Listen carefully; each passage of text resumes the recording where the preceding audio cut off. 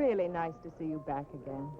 Well, I had a lot of fun and some excitement. But I've been away far too long, and I'm happy to be home. And alive to tell the tale. And you're just the man who can tell one. But you're not home yet. Paris isn't London. Well, it's closer than Singapore or Batavia. Did you find some new stories? Mm-hmm. Met some new people. Learned to be more tolerant of them. I was encouraged by the goodness of my fellows and not too distressed with their badness. You know, Laura, I found there's not so much difference between the good and the bad as the moralists would have us believe.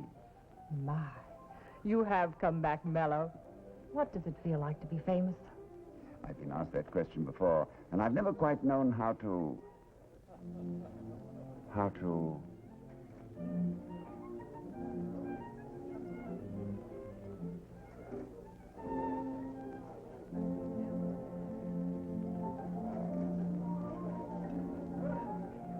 Excuse me, Laura. We were saying... No, I don't blame you. She's very attractive. Yeah, she's more attractive than ever. You know her? I knew her in London, yes. She was Mrs. Livingston's governess. Governess? Oh, impossible. This completely changes my ideas about governesses. Well, a great deal can happen in a couple of years. And with Joan Robinson, a great deal happened in one evening.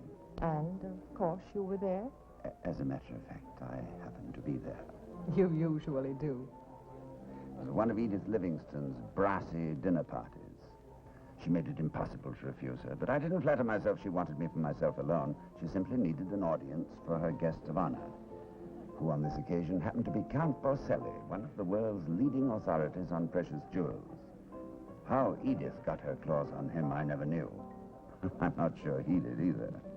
But I must say, I had presence of mind in the emergency, and after all, she's fairly presentable, poor thing. She's over there by the fireplace. Oh, lovely. Oh, very generous of you. Well, we needn't worry about Miss Robinson. I've given her precise instructions on her conduct tonight, and I put her next to Colonel Mornay. You know, he's stone deaf, so... Oh, the Count's here. Count Borselli. Mrs. Livingston. Mr. and Mrs. Lancaster. And, oh, Mrs. Chauncey Bodine and Alex Hughes. How do you do? Colonel Mornay and Mrs. Harris. Count Borselli. Shelley? Never read him. Kipling's more my taste. By the old Moormine Pagoda looking lazy to see. There's a Burma girl set... So pretty, darling. You must remember to tell us the rest later. Huh? Oh, yes. This is Miss Robinson, our governess. She's filling in for a guest who became ill at the last moment. Aren't you, dear? Miss Robinson. How do you do? Count Borselli, if you please. Stella, this is Count Borselli, Mrs. Charlton. Delighted to meet you, Count. Delighted to meet you, Mrs. Charlton. And Peter Jeffries. Count Borselli. That's your governess over there, isn't it, Edith? Sweet of you to have her to the party. It's so refreshing to meet all kinds of people, I always say. Thank you, dear. One does one's best. Lydia couldn't come, you know. She's a mouse of a thing, isn't she? Rather a pretty mouse, I'd say. Such a depressing middle-class gentility about governesses, don't you think? Yeah, maybe so. But if that lady represents middle-class gentility, it is interesting that she should be the one to wear a string of pearls worth at least 50,000 pounds. 50,000? Oh, but of course you're joking, Count. Did you say 50,000 pounds? Oh, there must be some mistake. I mean, oh, I know you should know if anybody does, but it's impossible. Forgive me for saying this, but are you sure? Well, how can one be sure of anything in this uncertain and capricious world?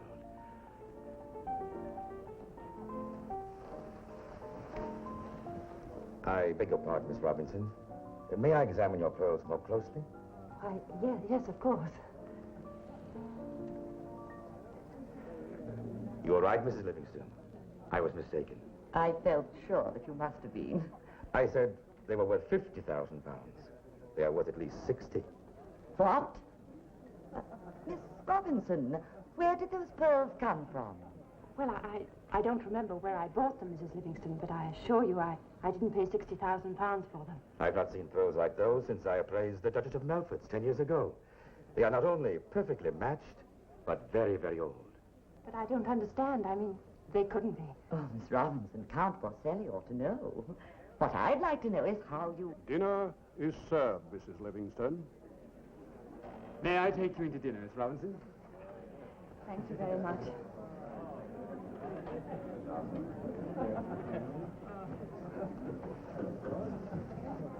£60,000 in my house. On her neck. There was no doubt about it. Edith's party was already a huge success, and Count Borselli deserved all the credit.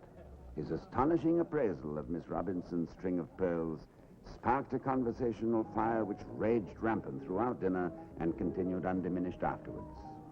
And if she'd stolen them, she'd hardly wear them in public. Or work as a governess. I just can't explain it. My dear, isn't it obvious? I watched her closely all through dinner. Nobility. Nobility? You really think? Of course. Impoverished aristocracy. Working incognito. Scantily hanging on to the last vestige of her former life. Oh, it hardly seems possible, and yet... Now that I think of it, the girl's nose is rather Romanoff. I couldn't agree with you at all. Not at all, Della. As a matter of fact, her likeness to the Austrian branch of the Habsburgs is simply amazing. I should know. I saw a great deal of the Duchess of Freisberg, that son of 25 in Vienna. I could tell you a few things about Lil. Yes, dear, we know. But the girl has no accent. My dear, with their education, they never do. As I was going to say, I met her aunt that year. Her aunt? Yes, the Empress Frederica, of course. Spoke the most beautiful English and was famous for her pearls, not to mention... Oh, Count Borselli, tell us, what is your opinion? I should say that she was English. English. Well, there is the English type found in the Hesse-Battenberg line of the German Duchy of South Coburg. Prince Albert's family, of course. Great Scotch, I believe you hit it. Imagine, right in your own house, Edith. Well, she did have awfully good references, you know. How brave. To keep the pearls despite her difficulties. Think of her feeling for them. Well, think of Peter's feeling for them. He'd been out there in the garden with that girl over half an hour. Isn't it romantic? As the evening wore on, it did seem as though we were all in on the birth of a romance. The continued absence of Joan and Peter left no question about that. The only question remaining was, when was Colonel Mornay going to run out of Kipling ballads? Good night, Miss Robinson. It's been a great pleasure to meet you. Oh, must you go so soon? Alas, yes. It is already past midnight, you know. Past midnight? How wonderful. What is so wonderful? Well, here I am, and I still haven't turned into a pumpkin. It's been such a lovely party, Mrs. Livingston. Glad you enjoyed it, darling. And if you're too tired, don't give a thought to the children tomorrow. I'll have one of the maids take them to the park. Good for you, Mrs. Livingston. And may I call on you tomorrow, Joan? Well, if it's all right. Oh, but of course. Do come, Peter. Well, good night, Mrs. Livingston. Oh, Count Borselli, must you go? Mrs. Livingston, this has been a most enjoyable evening for me. It must have seemed quite like a busman's holiday to you, Count, discovering those pearls. Ah, yes, the pearls. But then, their great value is only a faithful reflection of the lady who wears them. Yes. Good night, Mrs. Livingston.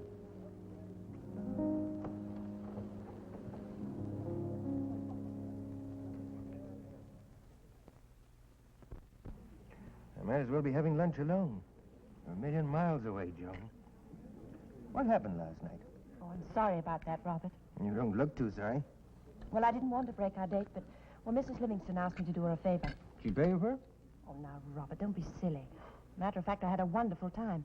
You won't believe this, Robert, but there was a man there, a Count Borselli. Count. And you know, the most curious thing happened. Look, Joan, don't let these snobs turn your head. Robert, why are you so cross today? I'm only trying to tell you I had a most lovely evening. And I thought you might be interested to hear about it. I can't quite explain it, but... Then let's forget about it. Look, Joni, don't change. I like you the way you are. Pick you up at 7:30 tonight. Movies? Well, I'm sorry, but I can't. Why? Well, I'm going out with a young man who was at the party. Oh, so that's it. Well, if you prefer that type to me, I suppose it's your own affair. If you want to go out with somebody you've only met for 5 minutes, well, it's up to you, I suppose. No, but I've never seen you act like this before. You're green-eyed with jealousy. Jealous? Me jealous of somebody like... Oh.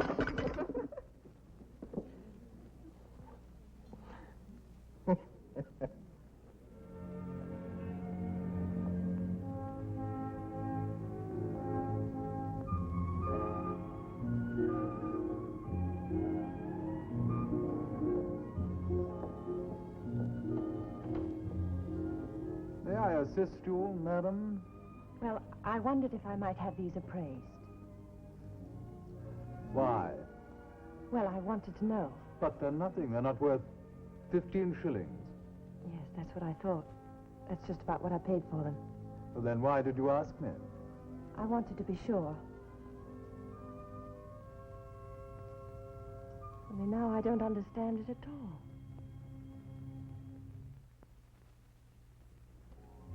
After that surprising evening at Mrs. Livingston's, Joan Robinson began to lead a charmed life.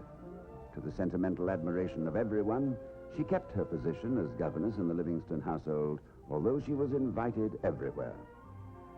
Joan was a smashing social success. She was rushed in the grand manner by all the eligibles, but it was Peter Jeffries in the lead all the way. As for Joan herself, she took it in her graceful stride. If it were really all a dream, she had obviously decided to enjoy it to the fullest. And after all, Peter Jeffries was real. Do you believe in stars, Peter? I don't see any at the moment. But I have a notion they're still up there. Oh, I don't mean that. I mean, do you believe they have something to do with our lives? I don't know. I've never gone in much for that sort of thing. Neither have I. But after what's happened to me, I'm beginning to wonder. What's happened to you? You know, somebody couldn't come to dinner, and I wore a string of beads, and, well, look what happened. You still haven't told me what. Everything. That include me? Of course. Most of all.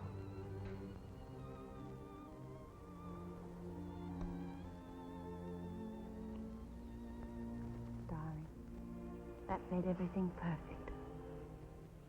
What was wrong before? Except for the fact I hadn't kissed you yet. And that was something I was leading up to cautiously. It isn't that. You'll think I'm very silly. But every time I've seen you since the first, I've worn the beads. Except today. And I've been worried about us ever since I discovered I didn't have them on. What have the beads got to do with us? Well, I'm not really superstitious, but they must have a magic. They changed everything. I'd understand if they were really worth all that money, Peter. But you know they're just an ordinary string of beads. Yes, I know, darling. And as I've told you, it doesn't matter to me whether they're worth 1 shilling or £1,000,000. They're precious because you're precious. You see? That's what I meant. They do have a magic. I've never met anyone like you, Joan. You're a storybook girl. No story. I'm just me, Joan Robinson. I keep wondering what you must have been like as a child, and I think I know. See if I'm right. You lived in a very large house with many rooms and long, dark corridors. And although there are many people around you, you were always alone. How did you know? I didn't.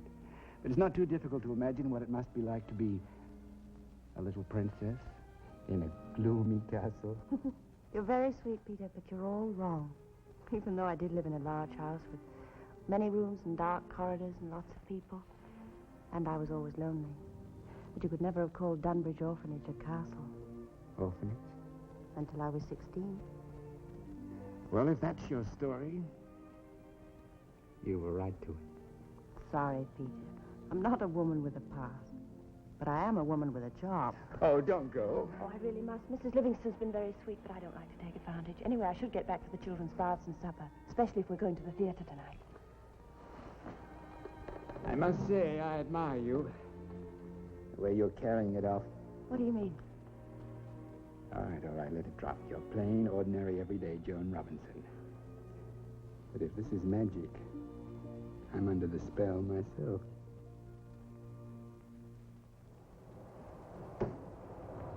Bye.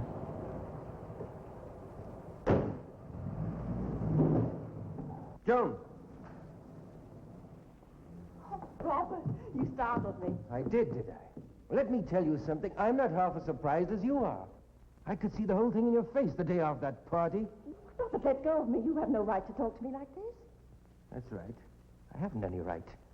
And what's more, I don't want that right. Look, Robert, can't we talk about this some other time? There isn't going to be any other time for you and me. You've got yourself a proper playmate now, Mr. Fancy Pants. Really, there's no need to be offensive. I'm sorry for you, Joan. But I'm glad for me, because I wanted a girl that's settled down, that isn't grabbing for more than she's got. I hate to hear you talk like this, Robert. We've been friends for so long, and... I hate to see you play the fool. Oh, look, Joan, you're a nice kid, but you're reaching far beyond your class, and one of these days you're going to come a cropper before you know it. And when you do, maybe that'll bring you back to your senses. If that happens, let me know.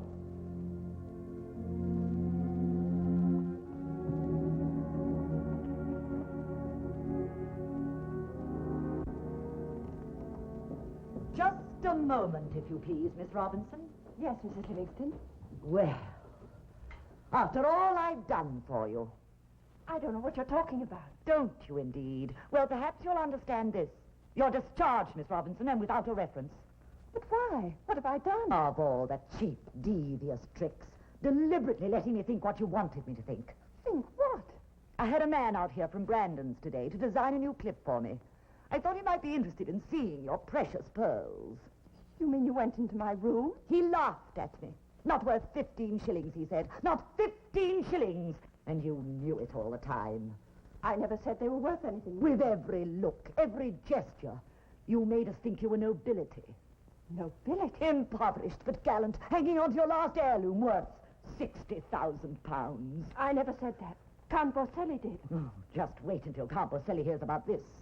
You're a little cheat, that's what you are. And I'll expose you. I'll tell him everything. You won't have to, Mrs. Livingston. I'll tell him myself. And despite the fact that I told the truth, everybody believed you. And because they did, it was assumed that I was something that I wasn't and never pretended to be. Now they call me a cheat and a liar. Who cheated? Who lied? You knew they were just an ordinary string of beads, Count Borselli. I don't know why you did it. It doesn't matter now, but you must be very satisfied. Your hoax was a huge success. Miss Robinson, just a moment. No. Please. All right. Why did you do it? Whim, if you will. The party seemed dull, the people pretentious, and their attitude toward you left much to be desired. And your attitude towards me, was that any better? If it was such a good joke, couldn't you let me in on it? Perhaps I might have enjoyed it, too. You seem to be enjoying yourself very much that evening, Miss Robinson. We both knew it was an illusion, didn't we? But then, what else is happiness? And now you're furious with me. Ah, well. I wish I could undo the mischief. I shall, of course, explain everything to Mrs. Livingstone. It's a little late for explanations. Well, then, at least let me make some small reparation by asking you out to dinner tonight. Thank you very much. I already have an invitation for tonight. Goodbye, Count Borselli.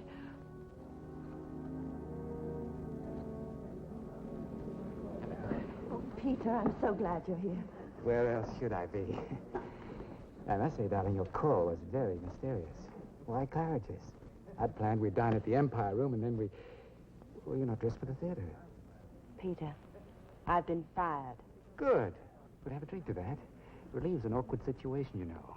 Very gallant in all of you, but really unnecessary under the circumstances. The circumstances are why I was fired. Darling, don't give it another thought. It's not worth it. But I have to think about it. What am I going to do now? Marry me. Oh, Peter, darling. Well, I'll admit it's a reckless move, financially speaking. But perhaps we could pool our resources and honeymoon in Biarritz for a month or two, and, well, after that, something's bound to turn up. I haven't even accepted you yet, and we're already in Biarritz. Well, I haven't much to contribute to the pool. Small wardrobe, shelf of books, and Don't forget the famous pearls. Oh, yes. They might buy us a cup of coffee. Not that I'd want you to get rid of them, Joan. I know how you feel about them. They must mean a great deal to you. I wish I'd never bought them. Well, of course, you bought them? Yes. I wish there'd never been a Count Borselli either. Oh, wait. Too fast, Joan. What about Count Borselli? You know. You were there. But then if it hadn't been for him, I wouldn't have met you. And that was worth a lot more than 15 shillings. 15 shillings? But Borselli's an authority. He also likes to have his bit of fun at other people's expense. Fun? And You mean the pearls are really only worth 15 shillings, huh? Yes, that's very funny. Upon my soul, Edith must be in a state of coma. Well, Peter, it really isn't that funny. Joan, you mean all that poppycock about the orphanage was true? Of course, didn't you believe me? Well, Joan, after all, You didn't believe me. And why didn't you say so? my dear, if nothing else, I hope I'm always a gentleman. If a lady chooses to tell a fanciful tale about her past, I'm certainly not going to contradict her. Look, Joan, I'm sorry I laughed out of turn. I know how you must feel. It's all utterly ridiculous, and Borselli should be put on the rack for a trick like that. But imagine me, taken in like all the rest. No, Peter. The only one who was really taken in was me.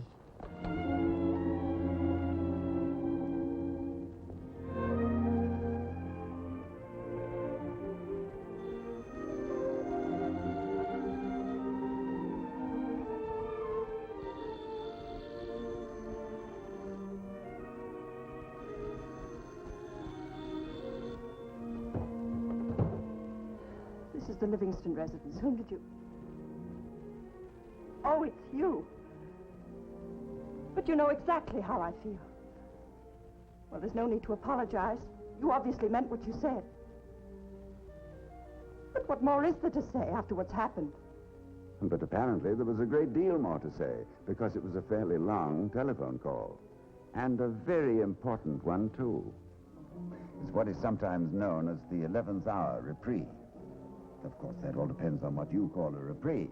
Waiter. I'm not moving from this spot till you finish your story. Oh, but I have. Obviously, she married him. A trite, happy ending. It's only the unhappy stories that are worthy of comment. Which man? You mean to say you don't know which man it was?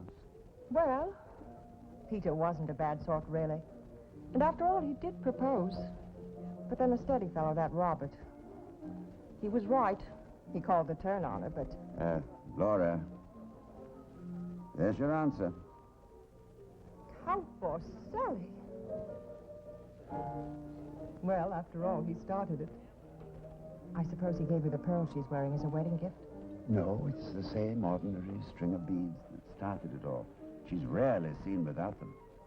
Of course, their value has increased enormously if you measure it by the happiness they brought her. You see, Laura, all value is relative. Fame, fortune... Yes, so that's the answer. To what? Well, to the question you asked me half an hour ago. What does it feel like to be famous? I couldn't think of a reply at the time, but now I have it. It's like having a string of pearls given you. It's nice, but after a while, if you think of it at all, it's only to wonder if they're real or cultured. Let's go, shall we?